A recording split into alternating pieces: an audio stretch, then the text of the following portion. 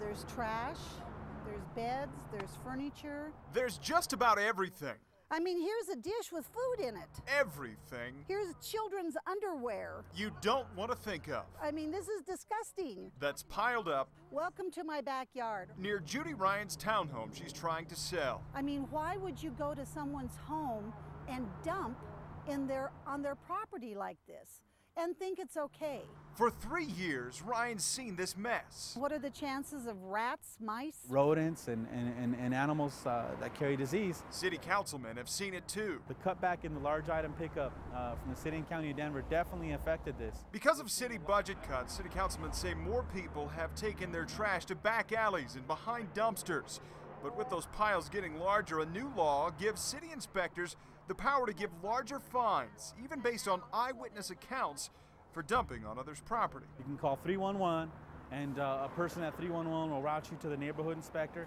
It's just unbelievable. You can bet Judy Ryan will keep those inspectors busy as she's watching to keep her backyard clean. They don't know who around here is watching them and is getting their license plate number.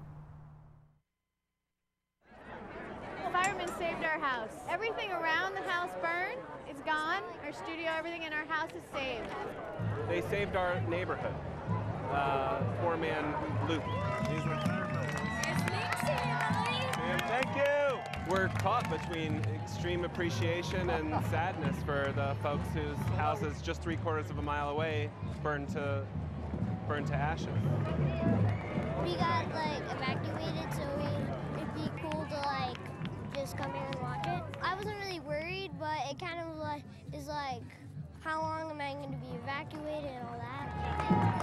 I was like, yay, our stuff is okay, and fire could have hit our house. And if there was no firefighters, the fires wouldn't be out. Thank you. Thank you. Thanks for coming out. It's an amazing feeling, after last week when no one was here because they were all evacuated. To see the community out today, I know it means everything. To me, I didn't lose anything on the fire, but to the ones that did, it's got to mean a lot. It is very amazing, especially that they travel from out of state to come and help us save our house and save our land and protect us from any harm. It makes the training hours and the volunteering that we do all worthwhile. You feel like you make a difference. It really is amazing. It's an amazing feat that they do. Please feed your parties at the appropriate baggage claim carousel. It's supposed to be the most wonderful time of the year, but not if you have to spend an arm and a leg. That's why I chatted with Johnny Jett. He's a travel expert, web editor-in-chief of JohnnyJett.com, and blogger since 1995. I'm not really a blogger because I started doing this stuff way before blogging.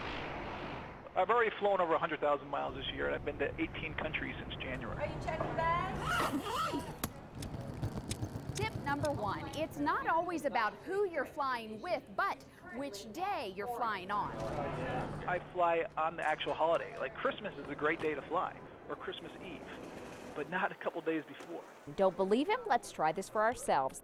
Leaving the day before Thanksgiving, come home 5 days later, grand total $378. Leave on Thanksgiving, come home on Monday, total well over $100 less. When I travel for Thanksgiving, I usually leave the Monday before or I leave Thanksgiving Day. The worst fares are on the busiest travel days of the year. The cheaper options are here and here. Tip number 2, look at your luggage. Do you check your bags? Very rarely. So we just did one today. I try everything in the world not to check them. They're too high. Nearly every carrier charges you to check your bags. Southwest is the exception, and JetBlue gives you a free pass for your first bag. Checking a bag can cost you between $15 and, depending on how many you have, as much as $200. Johnny's answer? If you have to take a lot of luggage and you're traveling domestically, ship it. You don't need to take a box. I actually go to FedEx with my bag. I think last time was like 20 pounds for $20. Tip number 3. If shipping's not your thing, you can always carry on, and Johnny says it's easier than you think. You don't need this much stuff. And next time you travel, make a conscious effort to see how much you actually wore. You're not only saving money. Well, the reason why is we used to check a bag. I used to show up to the airport early, wait to check it, and then I'd have to wait for the bag to come off if it ever did come off. But these days, when we land, I walk right off and go right out the exit. I don't ever have to stop at the baggage claim and wait around, and I beat everyone. And is it more time at the holidays what it's all about?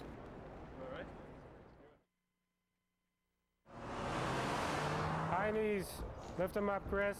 By day, John Hill appears to be your average PE instructor. There we go. The 28-year-old takes his job at Denver Academy seriously and is a favorite among students. But not many are aware of his other passion in life. I don't remember how it happened. This phone, yes, it's a telephone, plays Michael Jordan's pregame introduction when someone calls. It just happened so fast and became such a big part of my life. But John doesn't use it as a phone. Instead, it's merely a small piece of something much, much bigger. I started collecting middle school probably about 20 years ago. Decided, hey, this would be fun. Let's start collecting basketball cards, and I started getting more and more Jordan cards, and this is what it turned into. This can't really be called a collection. I just started going to stores, and whatever I saw, I would just buy. It's more like a massive Jordan shrine. From cards, posters, plates, magazines, cereal and fruit boxes. There's still fruit snacks in there, and that's probably, I don't know, 18 years old. Space Jam food containers, without grease marks, of course. I had this made. And there's big stuff, too, yeah. like the personalized Jordan scooter and the tattoo in the exact same spot you'd find it on a Jordan shirt. These are some of the original ones. His jersey collection spans MJ's career, from college to the pros, baseball, and the Olympics. All in the same size Jordan actually wears. That's just something I did, just to be more personal, I guess, to actually his collection and who he is. And you can't ignore the 50 pairs of shoes that have never been worn. I used to buy them about 5 pairs a year. They would come out with 5 different colors. So I'd get about 5 pairs a year, and I only buy the Air Jordan shoes, the ones he would wear if he was playing in the game. I know what you're thinking. This guy's obsessed. I bet he's tried to meet Jordan 100 times.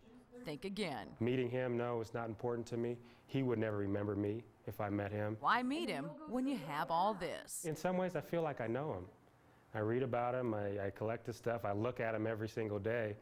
You know, I probably see him more than anyone else. So I feel like I know him in some form.